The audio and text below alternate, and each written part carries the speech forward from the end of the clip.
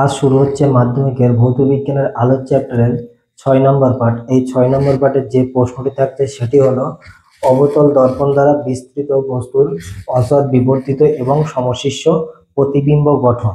এই প্রশ্নের ক্ষেত্রে আমাকে যেটা বুঝতে হবে সেটি হলো বিস্তৃত বস্তুর অসৎ।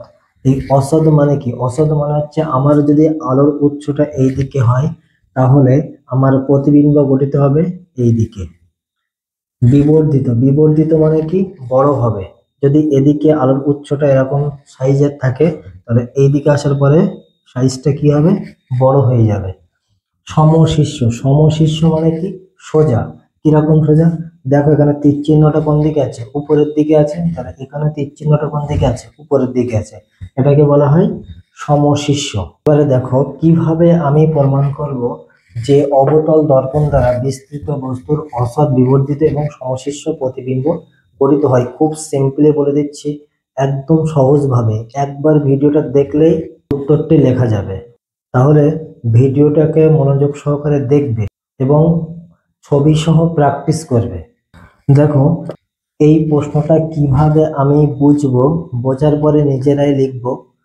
তার জন্য বই পড়ার কোনো দরকার নেই। জাস্ট আগে আমি বুঝে নেবো, তারপরে কিভাবে লিখতে হয় সেটাও আমি লিখে দেবো।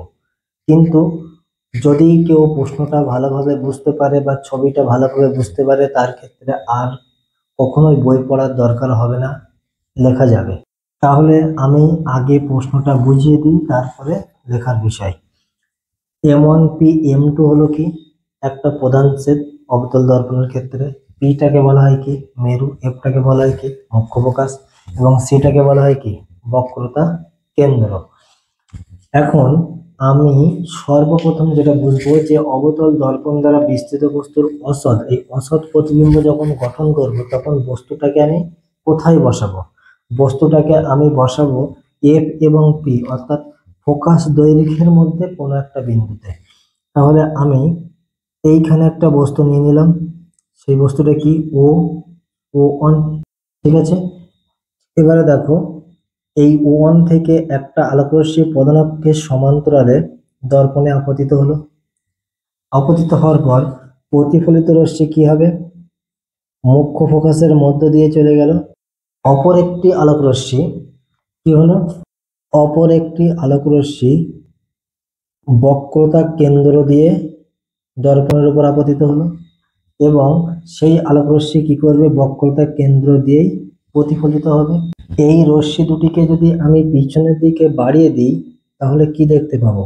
একটা নির্দিষ্ট বিন্দু থেকে অপসৃত হচ্ছে বলে মনে হয় এবং প্রধান অক্ষ থেকে সেই বিন্দুর উপর যদি একটা লম্ব অঙ্কন করা যায় তাহলে দেখা যাবে I1 একটা প্রতিবিম্ব গঠিত হচ্ছে।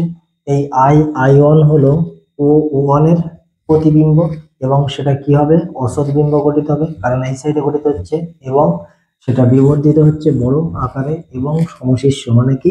সোজা। তাহলে কতটা সিম্পল! জাস্ট মনে রাখতে হবে কোনগুলো, যে আমি বস্তুটাকে কোথায় বসাবো।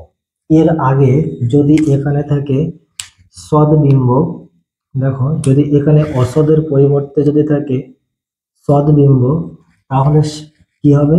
এই দিক থেকে যদি আলো আসে তাহলে প্রতিবিম্বটা গঠিত হবে কোন দিকে? এই দিকে গঠিত হবে। এবং এখানে যদি বস্তুটাকে সোজাভাবে রাখা হয় তাহলে এখানে বস্তুটা কি হবে? উল্টো হবে। এবং এই ক্ষেত্রে মনে রাখতে হবে যে আমি বস্তুটাকে কোথায় বসাবো। বস্তুটাকে আমি বসাবো কোথায়? সি এবং এফ। এই সি এবং এফ এর কোন একটা বিন্দুতে। দেখো কি লিখতে হবে সেটা এখানে লেখা আছে। লেখাটা কিরকম হবে? যে M1P M2 হলো ক্ষুদ্র উর্মেযুক্ত একটি অবতল দর্পণ। এই পি, এফ এবং সি হলো যথাক্রমে মেরু, মুখ্য ফোকাস এবং বক্রতা কেন্দ্র।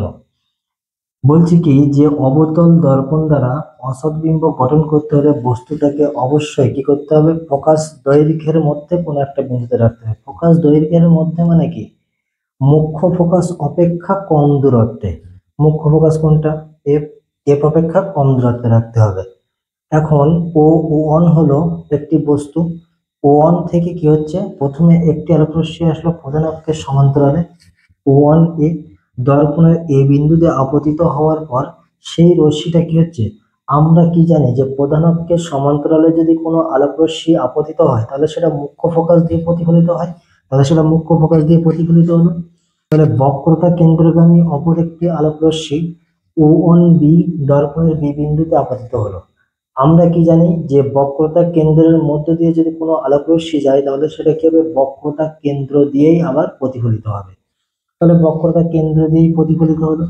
এই রশ্মি দুটিকে যদি পিছনের দিকে বাড়ানো হয় তাহলে কি হচ্ছে, একটা নির্দিষ্ট বিন্দুতে মিলিত হচ্ছে, অর্থাৎ একটা নির্দিষ্ট বিন্দু থেকে অপসৃত হচ্ছে বলে মনে হবে। প্রধান অক্ষ থেকে সেই বিন্দু পর্যন্ত একটা লম্ব অঙ্কন করলাম। লম্ব অঙ্কন করলে কি দেখা যাচ্ছে, যে ও ওয়ান বস্তুটার বিবর্ধিত রূপটা কি হচ্ছে, আই আয়ন, অর্থাৎ ও ওয়ান বস্তুটার প্রতিবিম্ব কি, আই আয়ন, এবং সেটা কি অসৎ বিম্ব এবং আকারে কি বড় এবং সোজা।